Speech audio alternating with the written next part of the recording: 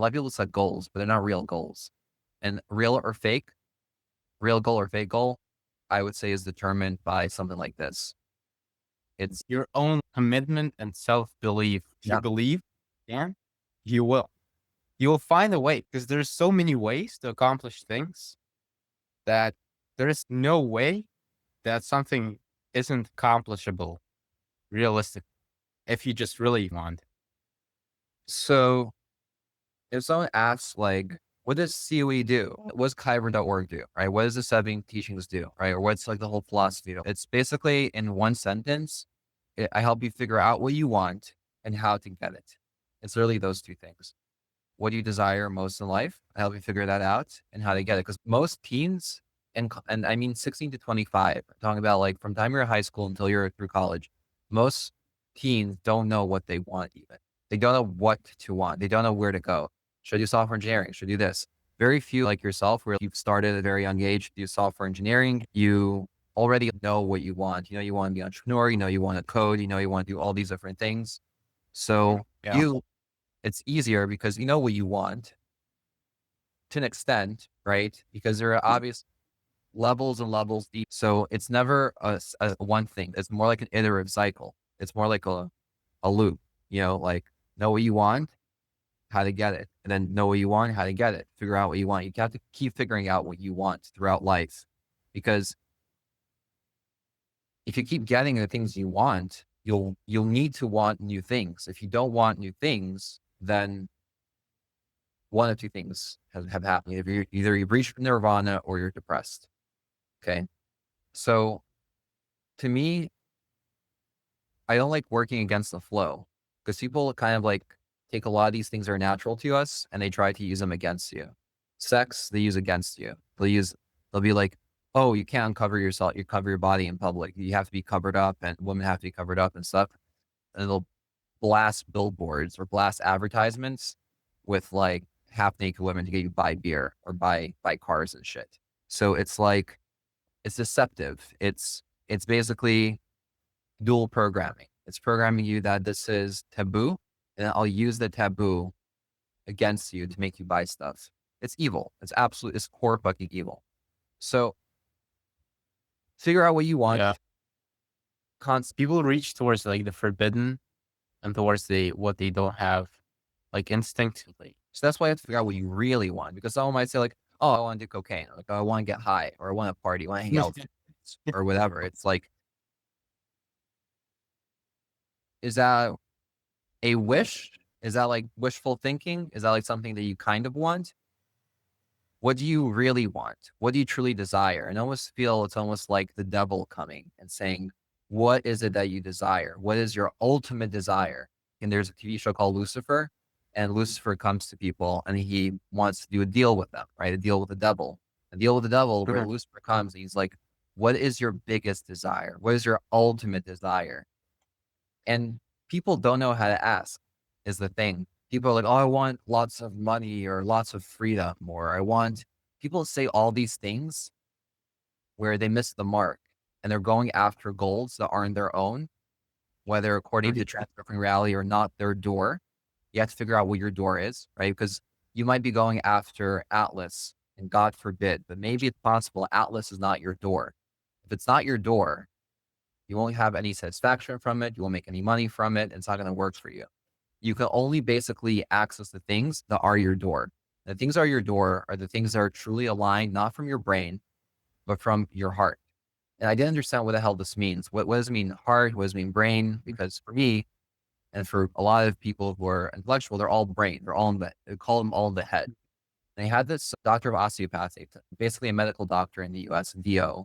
And she was also very spiritual. She practiced, daime for over 17, 18 years.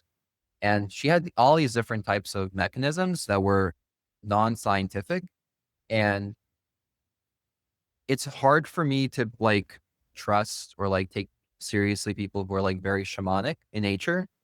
And it's much easier for me to kind of take people who are scientific in nature, but then with background in science, also learn about the supernatural. And that's much easier for me to digest personally. Maybe I should take shamans more seriously, even if they don't have backgrounds in science. But that's just me. That's probably a lot of people who kind of are like me, who are in the head. And she explained to me, Izzy, you're all in the head. Like you don't talk from the heart. And I realized that there's actually a way to talk from your head, from your heart, and from your root, from your chest. And I practice these three ways and it sounds different. I sound different. And I can even give you a demonstration. So when I usually talk, I talk through my head. It's loud, it's high pitched, it's just like flowing thought, salesy. And it's how Jordan Belfort talks. To be the best example. It's all head, all egos, all head. Talking from the heart is usually when you hear me talk about my brother, I start talking from the heart. And I can talk about anything from the heart.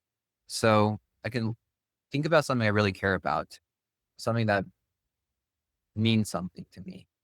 I could talk about anything from the heart, but I would need to really build that connection. I can talk about, my kid that's on the way. The truth is, I want to provide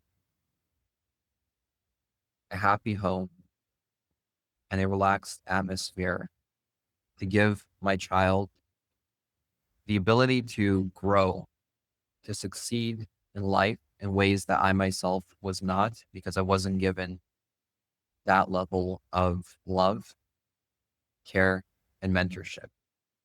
And I want to raise Sophie to have something I didn't have. And having a child for me means having a human that I can give something to, not only literally give life to, but give them the ability to live a better life. And in a big sense, all mentorship should be that way.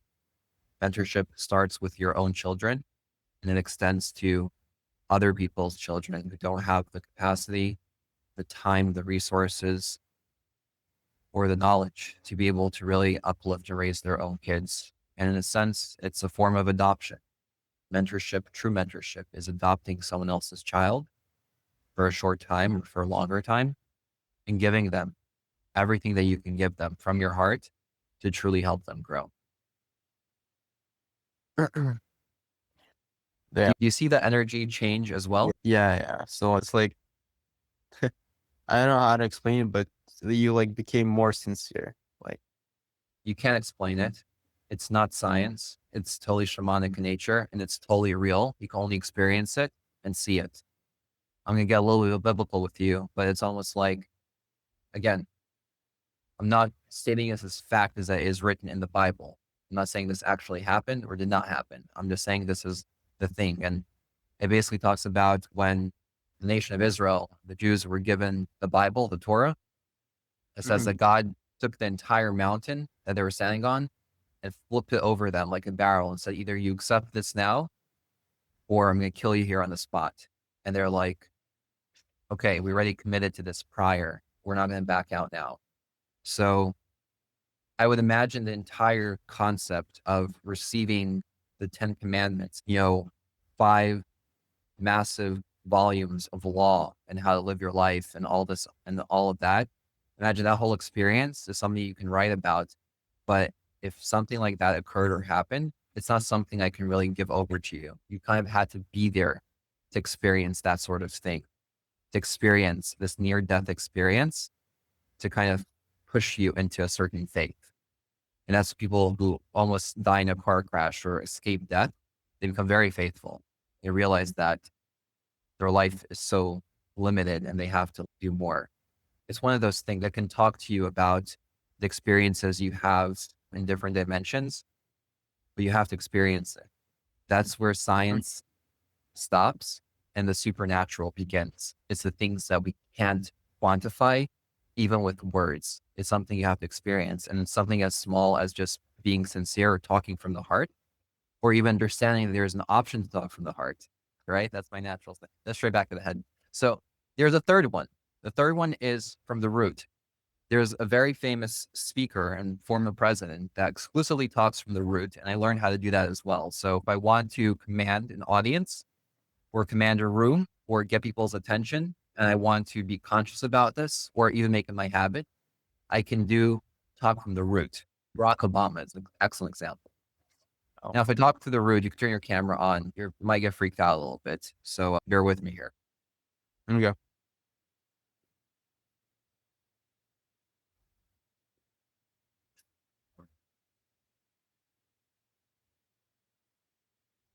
We have an objective to get 5,000 students by Q1 2026.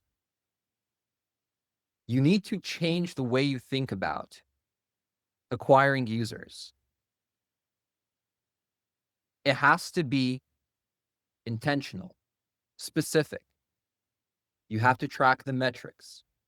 You have to output the data. And you have to understand that every single thing you do counts towards another student. If you take the wrong actions, students will not register. If you focus on measured, timely actions, and everything you do is focused on acquiring more users, you will see success, and the choice becomes yours.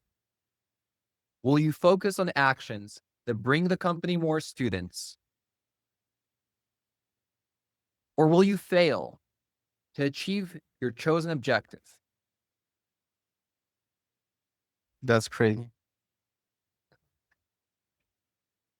Manning is powerful, and we're like thousands of miles away. Like this isn't even half of what you can get if you're in person. This is why speakers they don't just live stream; they're in Yeah, person. like yeah. So yeah, like watched a couple of Obama's speeches, and he does speak like this, like "Dear America," something like that. Captures your attention right away. Your brain registers this is something important to listen to. Whereas Yeah, most other speakers are kind of just talking under their breath in comparison to that. They're kind of just mumbling. Even if they're talking right now like this is the equivalent of mumbling because your brain is filtering out 70 to 80% of the things I'm saying is not important because of the speed, the tonality, etc. And unless you're a crazy VC who is like, I'm looking for guys to talk very, very fast because it shows that they're very smart and they can't keep up with their own thoughts. That's what they look for. They're like, that means the guy's very smart and he's brilliant. It's not effective, but these guys have a formula and they think if you talk very fast, then it means that you must be very smart. that's so stupid. I mean, yeah, I mean, you look at like there have been charismatic, smart guys founders, right? You look at Steve Jobs, like prime example, amazing, charismatic, like the most charismatic founder I know, right? Steve Sure. Jobs.